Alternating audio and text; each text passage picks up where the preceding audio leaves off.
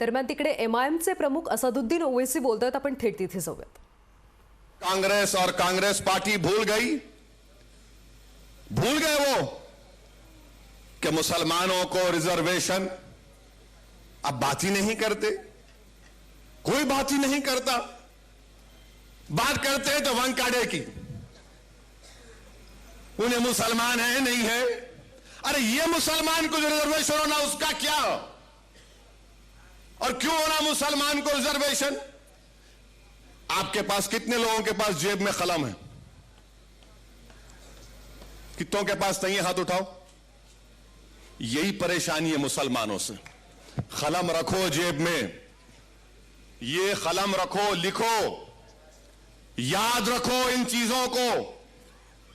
अब आप किसी को फोन करें, मेरे को फोन करते, इनका नंबर दो, इम्तियाज जेल का, मैं लिखो बोलते, ए कलम ला, अरे कहां रखा कलम? जेब में कलम रखो, ये कलम तुमको जिंदा रखेगा। तलवार जिंदा नहीं रखेगी, कलम जिंदा रखेगा। हम क्यों रिजर्वेशन की बात कर रहे हैं? मैं उद्धव ठाकरे के लिए अब तकरीर करूंगा, यहां से शिवसेना के लिए करूंगा। अब आपको बताना पड़ेगा मेरे इन सवालों का जवाब।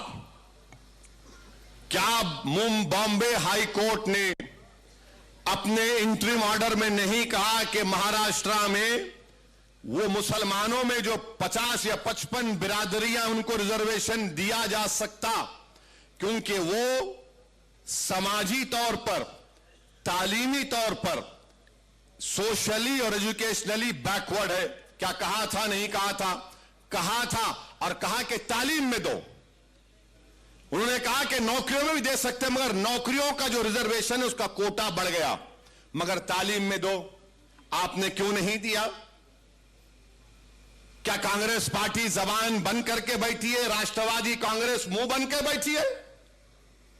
ये तुम्हारी मोहब्बत है मुसलमानों से? मगर नहीं। हम क्यों पूछ रहे रिजर्वेशन? अब आप लिख लो इसको या याद रखो, ताकि अगर कोई मोहल्ले में कोई कांग्रेसी, राष्ट्रवादी या सैनिक आया तो उसको बोला, ये बैठ जरा सुन, मेरी बर्बादी की दास्तान सुन, और इसका जवाब दे। मेरे भाई, महाराष्ट्र में 11% मुसलमानों की आबादी। हमारे जर्नलिस्ट हजरात भी साथ है हमसे, हमारे से बड़ी मोहब्बत है उनको, हमसे भी मोहब्बत थी, मालूम था, मगर हमारी गाड़ी से भी मोहब्बत हो गई। मुबारक हो, दूल्हे की गाड़ी जब आती है तो नाचते हैं लोग। महाराष्ट्र में कितने मुसलमान के पास ग्रेजुएट हैं? खाली 4% मुसलमान ग्रेजुएट हैं महाराष्ट्र में। कितने हमारे हिंदू भाई हैं? 8.9%। माने ओवरऑल महाराष्ट्र में 8.7 ग्रेजुएट हैं, जिसमें से मुसलमान खाली 4.9, और हमारे हिंदू भाई 8.9। क्या ये आर्टिकल 15 और 16 को सेटिस्फाई नहीं करता कि हम इतने हमारे कम ग्रेजुएट हैं? और फिर इसके बाद आप देख लो, ड्रॉप आउट रेट कितना है मुसलमानों का?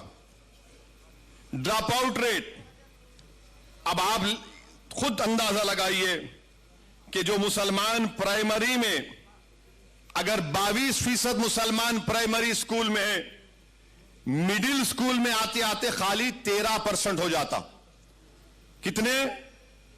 प्राइमरी में 22, तो मिडिल में आते आते 13 हो जाता, और वो मैट्रिक में आते आते खाली 12% हो जाता, और हायर सेकेंडरी इंटरमीडिएट में आते आते वो 7.1% हो जाता, और उसके बाद ग्रेजुएट खाली 4 होते। अब आप सोचो कि आपके घर में आपकी औलाद है, उसको आप प्राइमरी स्कूल में डाल दिए, अब तो स्कूल खुल रहे हैं, यानी अगर 22% मुसलमान के बच्चे प्राइमरी स्कूल में हैं, तो मिडिल स्कूल में आते आते 13% हो जाता।